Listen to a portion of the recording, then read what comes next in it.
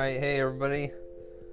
Real quick before we get into the story of the next chronological trips here, I wanted to let you guys know about the kind of the statistics on the podcast going right now, which I thought was really, really cool. So only 61% of our listeners are from the United States. We have 10% are from Canada. We have people from Germany, Australia, Sweden, the United Kingdom. We have people from Norway listening, Colombia, Ireland. We have listener in Mexico, Macedonia, Argentina, New Zealand, Russia, Poland, Switzerland, Nepal, India. Like, that's freaking awesome. Finland, Austria, South Africa, and even a listener from Japan.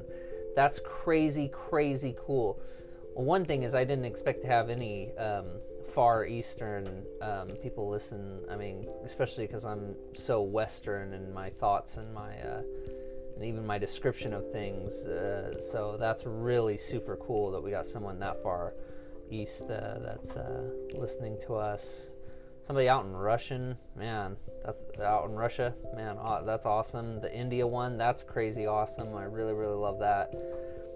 So thanks to all you guys, man, from all over the world. I can't even believe that.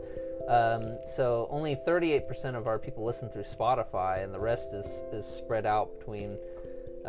We have a couple people from Podcast Addicts, a couple of people from Apple Podcasts.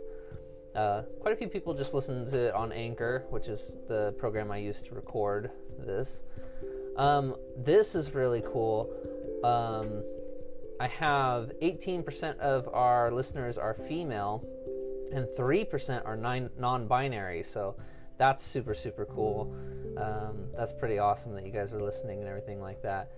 My YouTube channels are nothing like that. My YouTube channels are almost 100% male, so it's really cool to have a few people from, other genders and other countries and other platforms and devices. Everybody's listening. That's really, really awesome. So I want to thank you all real quick just for that. And anyways, okay, let's get on into to our next set of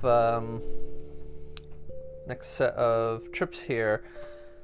So I left off on the last one, and I had told you guys that I had a really disappointing trip, basically. Or it wasn't a trip at all. I had taken the mushrooms, and I took enough to get really sufficiently high, but there was no spiritual experience.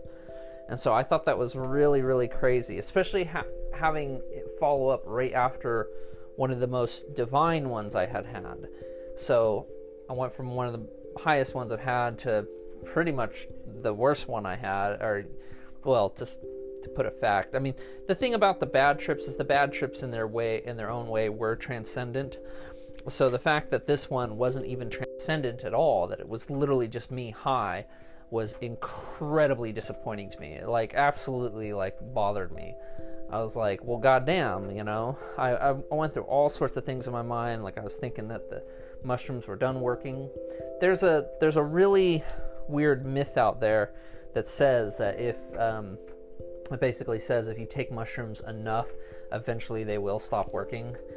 I think it's just a myth. I don't think it's true.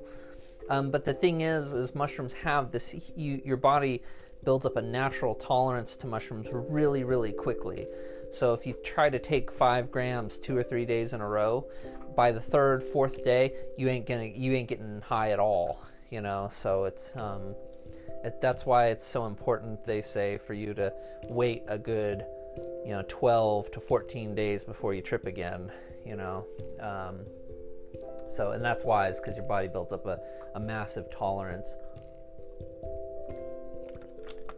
Drug-wise, it's one of the least efficient drugs to take. Mushrooms, or any psychedelic for that matter, DMT as well. It's they're incredibly inefficient compared to something like cocaine or meth, which with those highs, they can last for 12 to 24 hours, depending on how you take them. And how good it is and what it has in it and whatnot. But yeah, so mushrooms, very inefficient, which I think is kind of cool. I think it's kind of like a natural barrier that it's placed itself in, so that way can't be abused in any crazy manner the way that you can with other drugs. So anyways, so I sit there anyways with the after the disappointing trip. I decided that I would go into my next trip not expecting anything. In fact, I don't know if you guys noticed on the last 2 trips, I wasn't actually in my trip room anymore. I had tried doing them in my bedroom, and so on this next one that we're coming up on right here is I decided to do it in the living room, which was different. So I believe this trip must have been Christmas Eve. I believe it was. It was either Christmas Eve or... Yeah, that must have been when it was. It must have been Christmas Eve. So, and that's probably really significant to tell you the truth, but I'm not really for sure. My Christmas was going to be the next couple of days because, everybody was busy Christmas Eve. Everybody was still working and whatnot, and we didn't get time off until 2 days after, and so that's when my Christmas really was, when basically me and my family celebrated Christmas. So on this, but since it was Christmas Eve, the girlfriend was going to come over, spend the night, and we were also going to have a good time that night and stay up. And so I had my mushrooms, and I had 5 grams, and I said, what the heck, I'm going to take them again, and maybe it'll just be the first times I took them, maybe it'll just be fun, maybe that's all I'll get out of these anymore. And so that was kind of my mindset. I had no expectations of anything.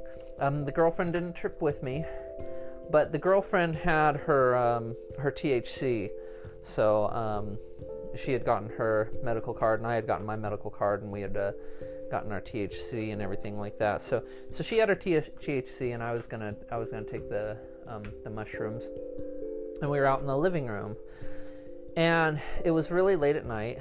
Oh, and she was drinking too. Yeah, she had a couple beers. And so she got kind of loose and everything like that. She didn't get drunk or anything like that, but she was nice and happy, and that really played into this. So what ended up happening is we just ended up kind of having fun. We were just in the living room. I don't even think we were watching anything, or if we were watching anything, it was completely not even something to pay attention to. But we were just having fun. We were just rolling on the ground, laughing, talking, and she's playing with my dog, my pride and joy. He's got an incredible personality, an incredibly strong personality, and so he was playing with her, and I'm just as I'm there, I was kind of reminded of my the trips that were in the loops. I was reminded of the loops, and I felt like the mushrooms were coming on, and they were going to be really strong, and I was like, oh man, I'm gonna have a good trip here and everything like that. And so I was reminded of that. I was reminded of my loop trips, and I was reminded of the fact that I kept thinking that there was a possibility of getting stuck in the loops. And I was reminded that if you got stuck in the loops, you would be, it could be your hell or it could be your heaven. And so as I'm coming up, I decided to make that moment kind of like my heaven, It's I tried to make the moment as perfect as I possibly could. The girl, I was just looking at her with such fondness, and I was looking at her, and I was sitting there thinking, oh man, she's so beautiful, she's so sexy, she's playing with my dog, and she's rolling around with him, and he's rolling around with her, and and I got 2 other dogs too, and the other dogs were kind of sitting calmly behind me or next to me, and And so it just kind of became this perfect innocent moment, of where just everybody's just having a good time, and it's so innocent, or that's how I felt about it. I felt that it was innocent. And I also I started to feel like we were the only two people on the planet. And this is kind of important because I tell my girlfriend this all the time now. She basically became every woman on Earth. It's hard to explain. I understand that this is a moment where the language of the mushrooms breaks down, and it becomes really, really hard to explain something like this.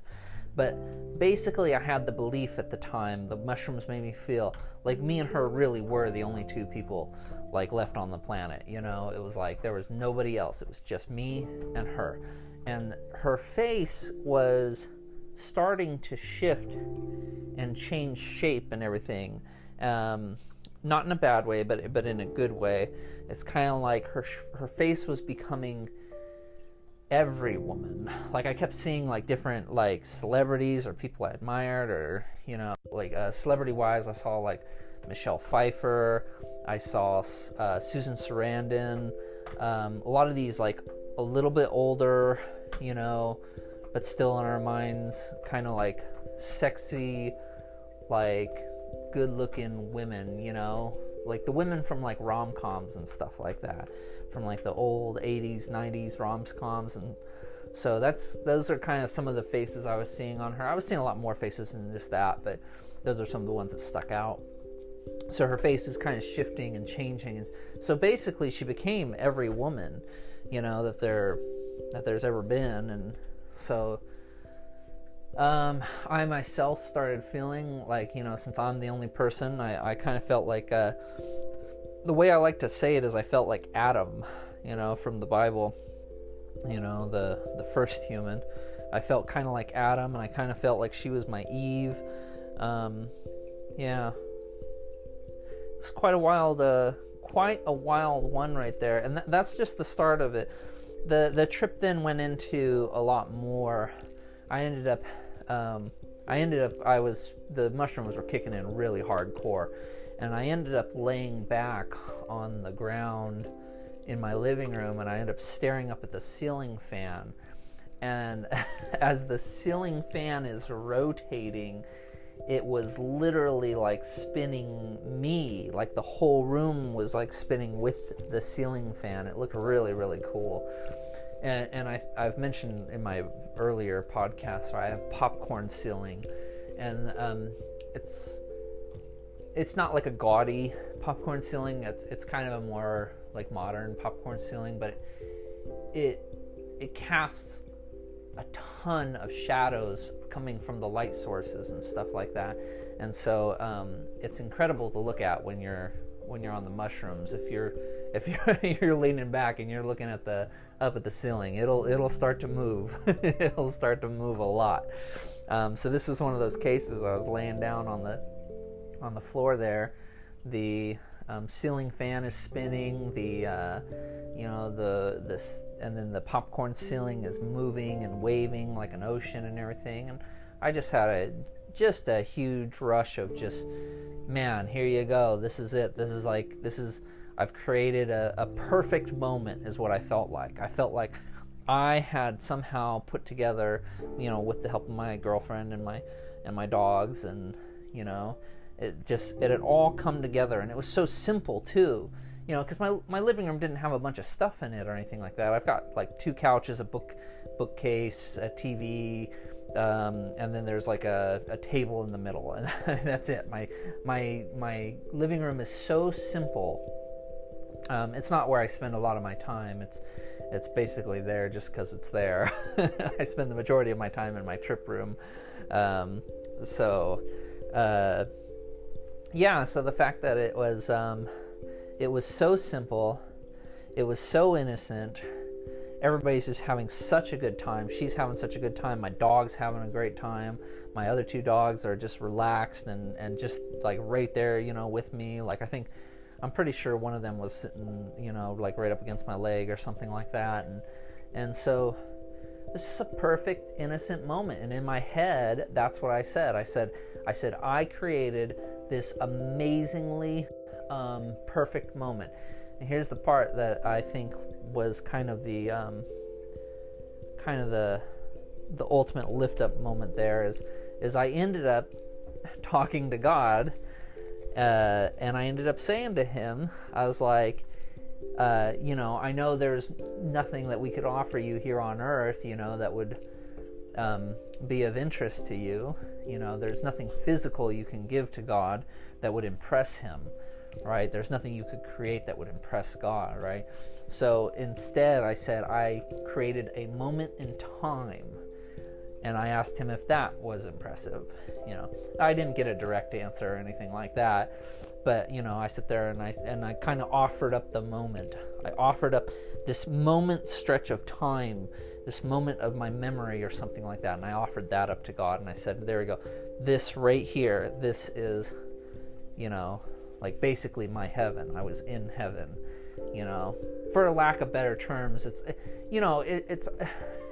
once again, the mushrooms and the language, it breaks down. I'm not in a physical place. I'm not in a, I'm not in a, I'm not in a place where I'm seeing like a golden city or anything like that. No, it's what I had done is I had taken what I had and I made it as good as I possibly could in my mind, and so that became a moment that I offered up to God, I guess, is the way you could put it. And so that's an interesting thing, and so at that moment, I felt like I was talking to God again. So I had gotten it back. I'd gotten back what I had lost in the my disappointing trip prior to that.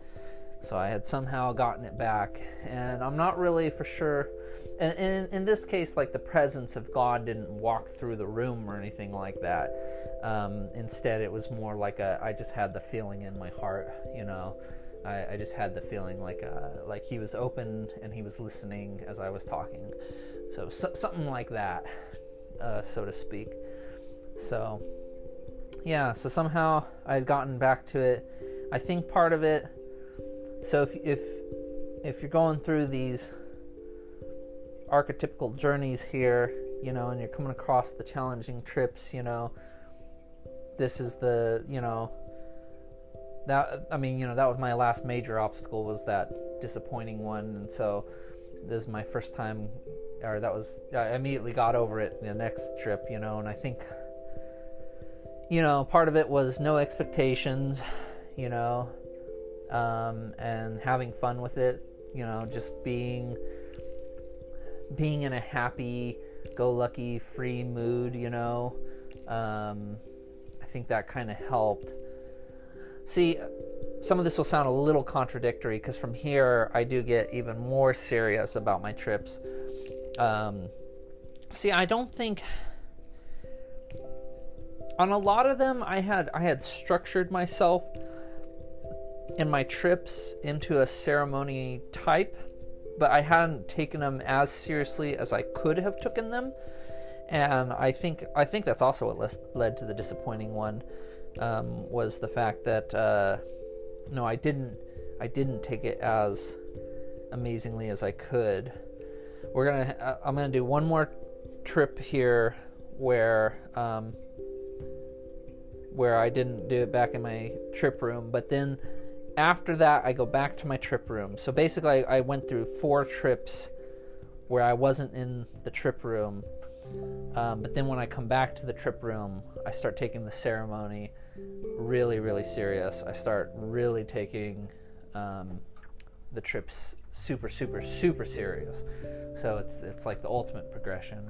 Like I said, we only got 1, 2, 3, 4, 5. So we got like 5 trips left. And then we'll be done with all of them. And of course, the last one's amazing. But let's take a quick break, and then I'll come back and I'll tell you guys about the next trip.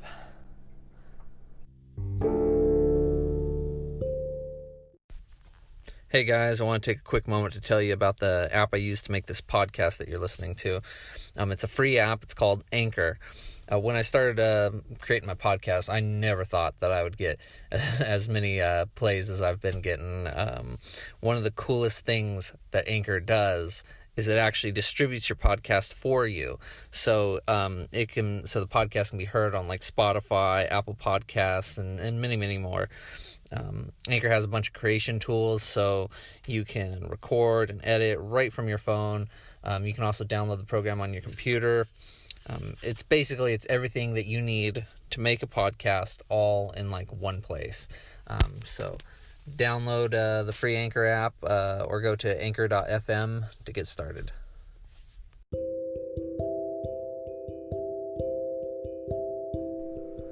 Okay. So this next one it's not quite as huge, but I found it really, really interesting. I think it's kind of like a tangent one. It just kind of goes off to the side. It kind of stands out by itself. So let me think about this.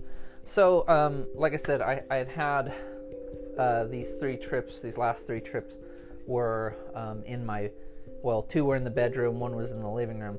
So I decide what I'm going to do is my girlfriend had bought me some headphones for Christmas.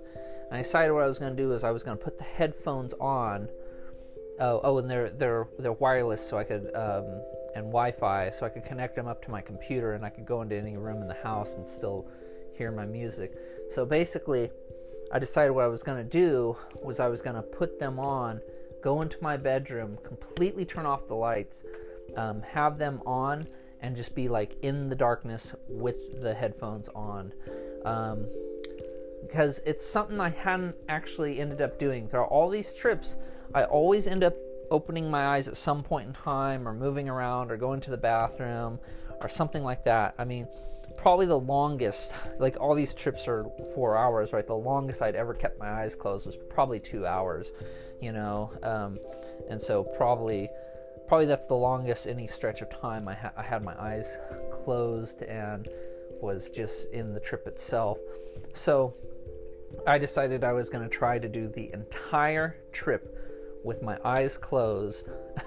And the headphones were kind of important because usually when I trip and it's in the trip room, the music is playing through my speakers, and so that makes a difference, because you can still hear the sounds that are inside the room. I've got like an aquarium, and it's got a pump, and you can hear the pump and all that kind of stuff. So I found some really cool music that I hadn't heard before. And it's this like desert themed, like ethnic music. It's very, it is kind of like house, like electronica type music, but it's also got a lot of ethnic beats in it. It's got a lot of desert sounds. It's got a lot of, it just reminds me of the desert. I mean, and that's what it's trying to do. It's specifically trying to remind you of the desert. It's got some like Aramaic singing in the background and stuff like that. So I found this awesome playlist, and it was like, it was more than 4 hours long, and I was like, okay, I'm gonna put that on. I'm gonna go, go sit and lay down in my room. And so I did. I put on the headphones. I took the mushrooms and almost immediately laid down, covered up. I put the covers on my body and everything like that, and I'm laying down, kind of flat on my back on my bed, and because the headphones do have shape to them, so I can't roll over on my side. So I just stayed laying on my back, and I had my hands folded on my chest at first to start off with. So as the music is playing, I'm hearing this desert sound, right? And what ends up happening, this is the coolest, one of the coolest effects I had felt since just even doing the loops. My body started to turn into sand.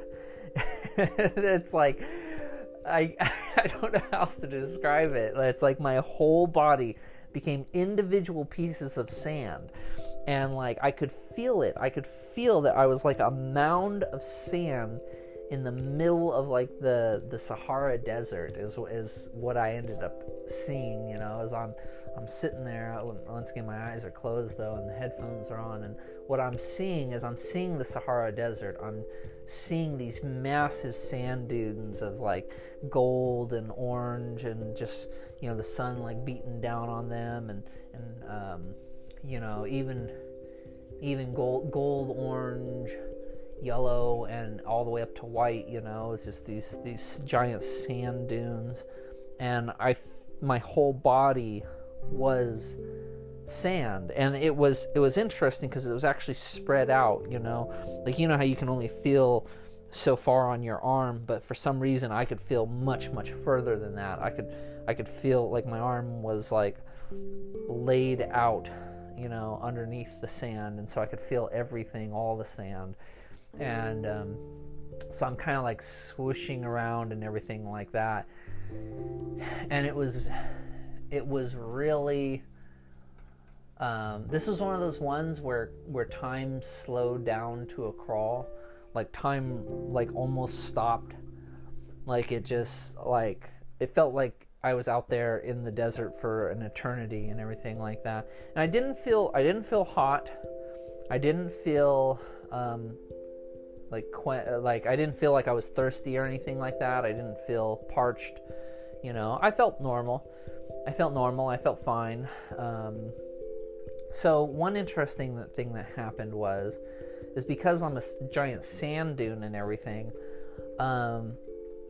I felt like I wasn't breathing. It was a conscious thing that I realized. I was sitting there, I'm like, I don't think I've taken a breath in a really, really long time. It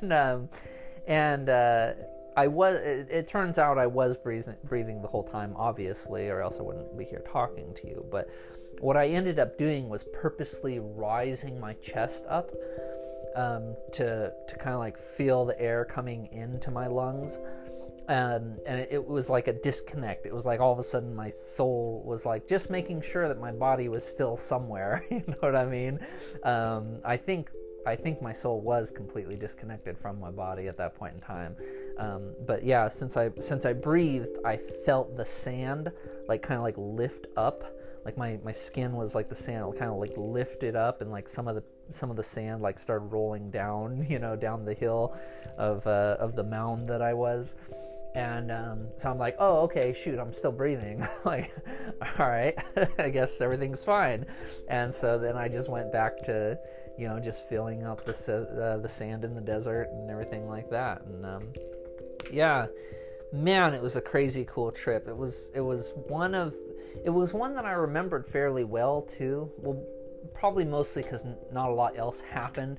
I mean, that was basically the whole trip. The whole trip was me laying there in my bed. And so I think that made it a little easier for me to remember it. Like when we get to my last trip that I'm going to tell you guys about, it was so complex.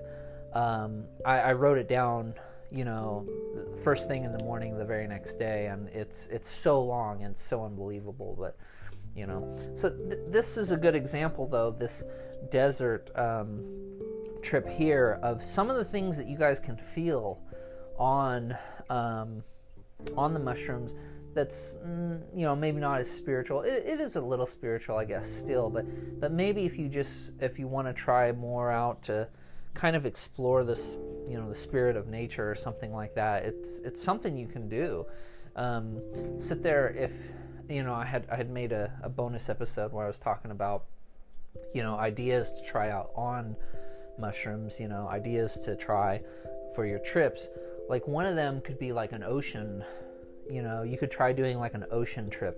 Try finding some music that reminds you of the ocean, or some wave sounds or something like that. Lay back on the mushrooms and try to just take in like what it would mean to actually be the ocean, and I bet you could get some really cool feelings. You could probably feel yourself like dissolving into the ocean or something like that and becoming water. Man, you could do that. There's so many things that we could do on these mushrooms, you know, different things that we could feel, different, you know, like you could do like ice. You could like try to like put on like some cold Arctic music, and you could probably try to become an iceberg or something like that. That might be kind of cool. And I think some of the things that I had told you guys in the past, you know, is like I was listening to some of that Lord of the Rings music, and there was this one it's like the Misty Mountains or something like that. And so I would sit in my chair and I would be smoking my hookah, and I would feel like I was an old man, an old wise wizard that was sitting up on top of a mountain, you know, or I was like a dwarf king or something like that, you know. Not literally, I didn't literally feel like I was a dwarf king, but I'm just trying to give the sense of feeling that you can have if you're playing the right music, and if you kind of start thinking in that sense. Now, at the moment, you know, as you guys can see, I'm clearly my line of trips is going towards the transcendent and towards God, but you don't have to do that. Shoot, I've been talking to a lot of guys on the Discord channel, on the Quentin Experience Discord channel, and you know, I mean, not everybody has to take everything I say literally, or you know, I'm perfectly willing to accept that I might be delusional and I might be I might be mistaken on the things that I'm feeling and sensing, you know, on the mushrooms, but I don't know, they seem to be working for me, so that's how I take it. But you can do a lot of things on the mushrooms, you know, and it's like, where do you want to go with them? What do you want to do with them? There's so much you could do. So many places you can go on them, you know, so many ideas you can explore. I mean, just think of any element of nature, you know, water, rocks, fire, you know, trees, yeah, I go through any of it. You can sit there, you could imagine something like an old Native American, maybe farmer or something like that, living in the Aztec times where they were growing corn and stuff like that. You can imagine something like that, and see how much you can get into the spirit of that, of being like a person during that time, and who knows how far you can transport your mind to. There's a lot of things. You can explore African cultures or something like that, you know. Africa's got, you know, crazy different geography. You know, you've got the deserts, you've got the dense jungles and forests, you've got the savannas that are down south and everything. So there's, you know, animals. You could sit there and you could maybe even go through different types of animals that you would like to, you know, imagine how they lived, or so. There's a lot of things you can go for on here. Yeah, if you guys want to like check out some other trip reports, like lots of people have crazy trip reports on the Quentin Experience. You can read some of those. The majority of people do end up feeling something divine eventually. Some quicker than others. I think that's one of the reasons why I find it so fascinating is and the ultimate direction I'm going, because it seems to be the direction that most people prefer to go is towards the divine when they're on the mushrooms. That seems to be, I don't know, I guess maybe what they're intended for.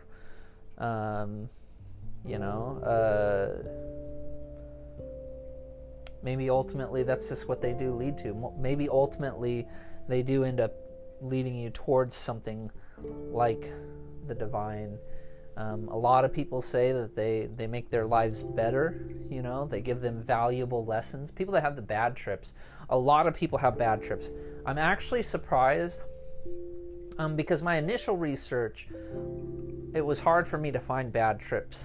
A lot of people, I don't think, get their bad trips out there as often as they get out their good trips, or the people that have the good trips are more likely to I guess, post their trips or something like that. But the amount of people that have bad trips is quite astonishing. It's that's one of the reasons I'm trying to do this podcast too, though, is to help you get, you know, past the bad trips, you know, and let you know that there are things more. I don't think people should give up after just, you know, one really, really bad trip, because I mean, there are some bad trips, man. You read about some people going straight to hell. You read about some people, you know, they're saying that their soul is being torn apart and everything like that, and it's like, well, that's a valuable lesson. Now you know that if you would have died at that moment in time, you probably would have went to hell. You know what I mean? So now, can you change that? Can you change that? And then if the mushrooms are what I feel like they are, is they're like a, you know, they're showing you kind of, they're letting you connect to the afterlife, you know. If your soul was going to be torn asunder, you know, maybe now you have a chance to change it, change your way of your way of thinking, you know, and then go into it with a much better mindset, making sure that you actually make it through it. This would be one of the points where what the Buddhists would say is, or maybe not the Buddhists, maybe the Hindus or something like that, but they'd say, right, if you go there, you might end up see, basically, if you had like that bad of a trip, you know, is like your energy would be put back after you were torn asunder. Your energy would be put back into reincarnation or something like that, so that way you could hopefully get through life a second time with a much better result or something like that. I don't know though. You hear all sorts of different people have all sorts of different ideas on this stuff, you know. Like I said, I take it from a Western Christian perspective, you know. There's a lot of things in the Bible that seem to be mirroring exactly what I experience and everything, and what other people experience too. So I mean, but then, you know, the Buddhists and the Hindus, they have their own metaphysical ideas of what happens afterwards. So who knows? Who knows? All I know is they seem to work, though. The mushrooms seem to work. I haven't seen a trip report where anybody said that their trip wasn't valuable, at least. You know, that they didn't at least get something out of it. I haven't seen that yet, which is really, really interesting to me. You know, it's like, why should that be the case, that, you know, that for some reason everybody gets something out of it? You know, you think it would be much more random. I made an argument, actually, there was a guy I was talking to, you know, and he was questioning whether the stuff you saw on the on the mushrooms were real. You know, he's like, you know, they could all just be hallucinations, and I admit they could all be hallucinations, but I gave my argument for why they could not be, you know, and the fact that everybody seems to see the same stuff, you know, regardless of race, religion, gender, regardless of culture.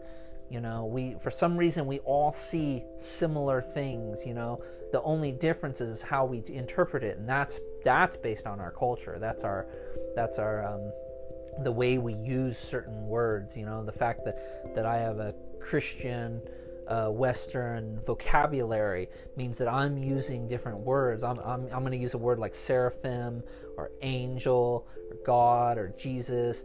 You know, those are words that I'll use in my thing. But it might be the case that someone over in India, you know, has a different set of vocabularies to use. And so when they see the same thing that I'm seeing, they're going to use a different word. And so what you got to do is you got to connect those things together. And then once you do, you realize everybody's talking about the same stuff.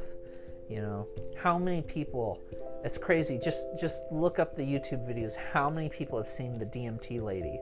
You know, the DMT lady, so many people see her. And the people that see her, like another person will see her and she'll seem to know about the other person that she had previously, spent time with.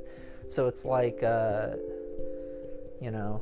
is it that this person, this DMT lady, how is it that she, I don't know, is in so many people's trips? What is that? What does that mean? So, I don't know. I think it's one of the things that lends it to it being real. So, sorry, this is kind of an amalgamation. Some of this stuff you guys have probably already heard. I did those bonus episodes on, if it's all real and not. So, I'm sorry if I'm going all over that again and everything. I guess this will be kind of a short episode here. Like I said, the next two, pretty huge. Yeah, the next two are pretty huge. So the next one is on New Year's, must have been New Year's Eve. Had to have been. Uh-oh. Now I'm worried about that the living room one that I said earlier. I'm worried that I might not have been right about it being on Christmas Eve. Might have been on Thanksgiving is when it was. Or somewhere abouts there. Because for sure the next one is on New Year's Eve. So the next one we're going to go over on the next podcast, that's going to be on New Year's Eve. And it's really, really important. Really important. So anyways, thanks guys so much for listening. I told you guys the statistics of the podcast at the beginning, and just absolutely floored. Love you guys so much. I can't even believe this many people are listening, and from all over the world, and just so absolutely incredible. Thank you guys so much. So till next time, see you.